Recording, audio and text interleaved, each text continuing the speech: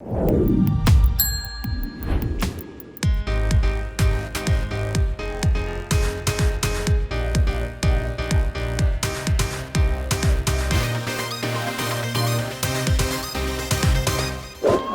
et bienvenue dans Maurienne Zap. Allez, c'est parti.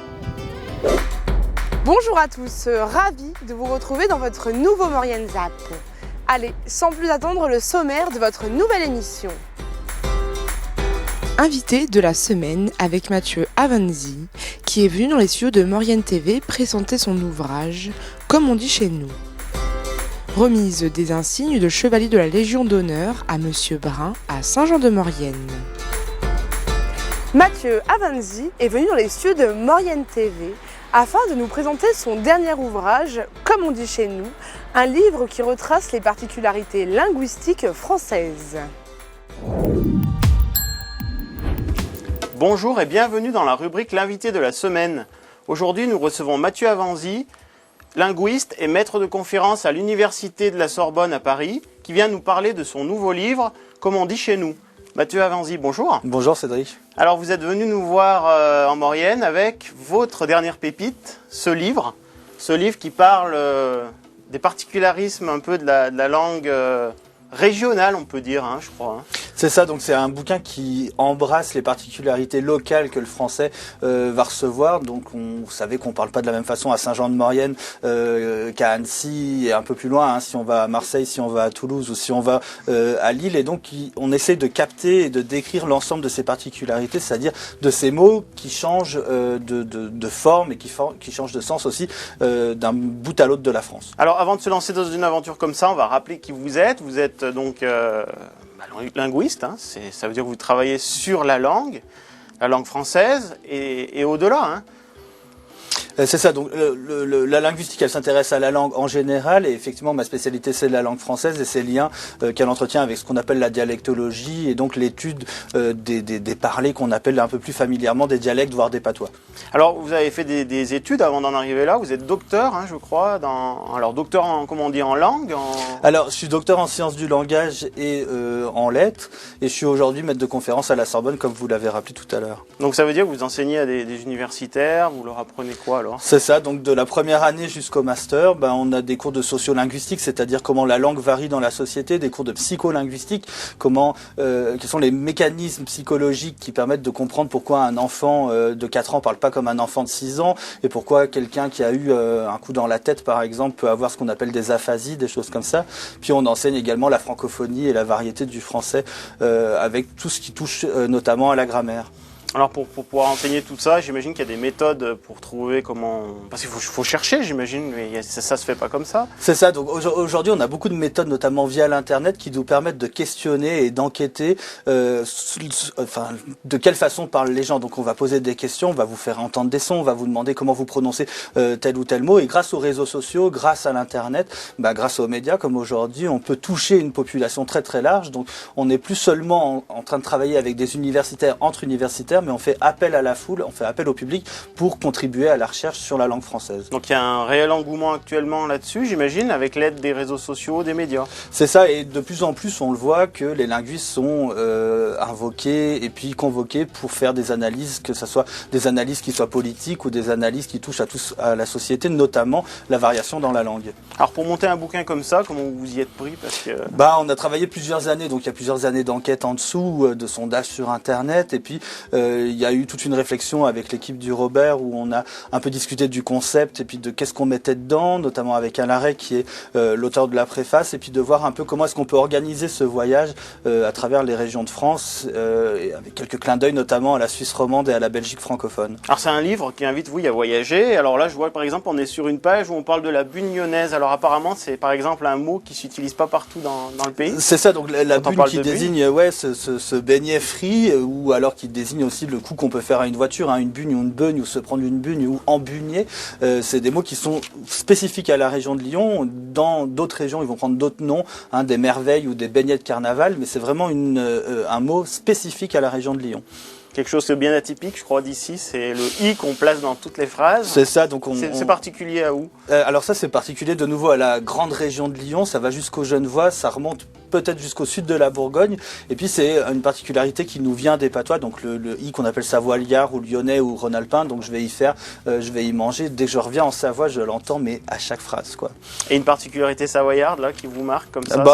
J'étais au ski et donc j'ai vu pas mal de vidéos, mais là c'est les monchus évidemment, hein, donc le mot monchu qui veut dire monsieur en patois savoyard et qui a été détourné de son usage pour désigner des touristes un peu maladroits. Donc c'est ces touristes qui vont skier en jean ou ceux qui gardent leur chaîne alors que la route a pas besoin, la route est noire par exemple. Alors ce bon livre qu'on retrouve dans toutes les bonnes librairies, on va dire, hein, je crois, aux éditions Le Robert, on le rappelle, hein, donc comme on dit chez nous, le grand livre du français de nos régions. Et les gens donc peuvent le trouver facilement. Ouais. Voilà, donc vous allez dans n'importe quelle librairie et vous commandez le livre. A priori, s'ils l'ont pas sur les étagères, ils peuvent le trouver.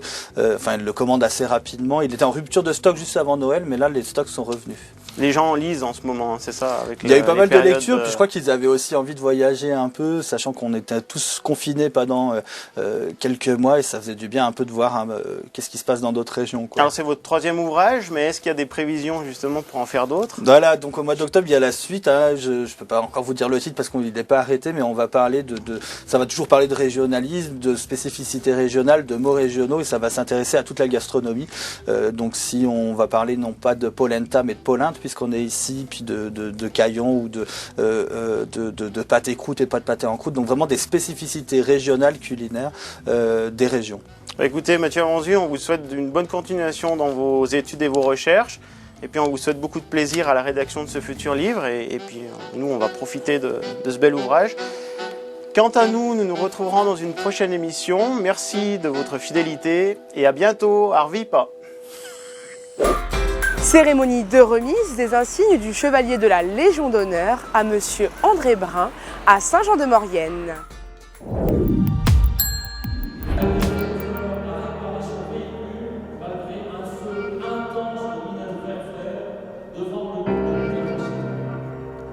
C'est à l'ancien évêché que Monsieur André Brun, âgé de 95 ans, s'est vu remettre la Légion d'honneur par le général Rattel.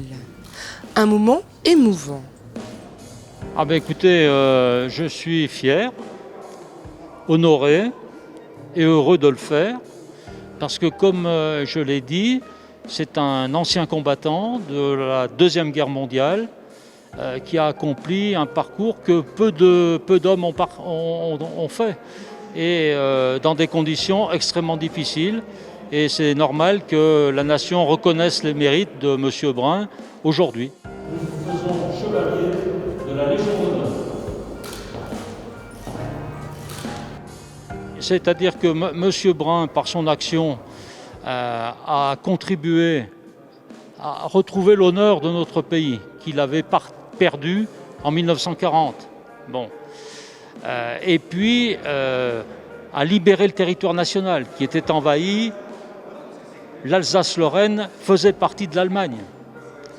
Donc on a retrouvé l'intégrité de notre territoire national et par là, il a participé à la fierté que les Français ont pu reprendre pour se mettre au travail et reconstruire leur pays qui avait été largement entamé et détruit par le conflit qui s'était déroulé pendant 5 ans.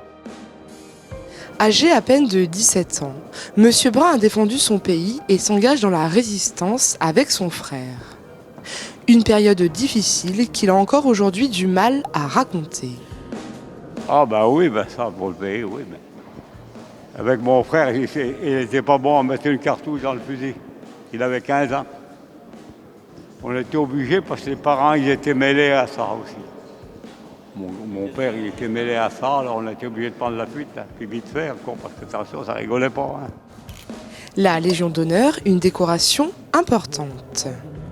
Alors cette médaille, c'est la Légion d'honneur, donc c'est le premier ordre en France.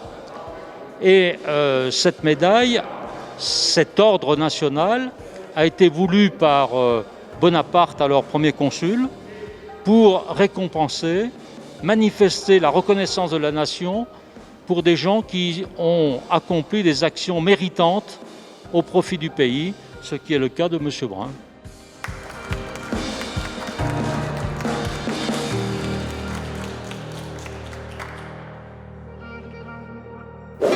Votre ZAP touche à sa fin. Merci d'être toujours aussi nombreux à nous suivre. Retrouvez toutes nos vidéos sur les réseaux sociaux et la chaîne 381 des Box Orange.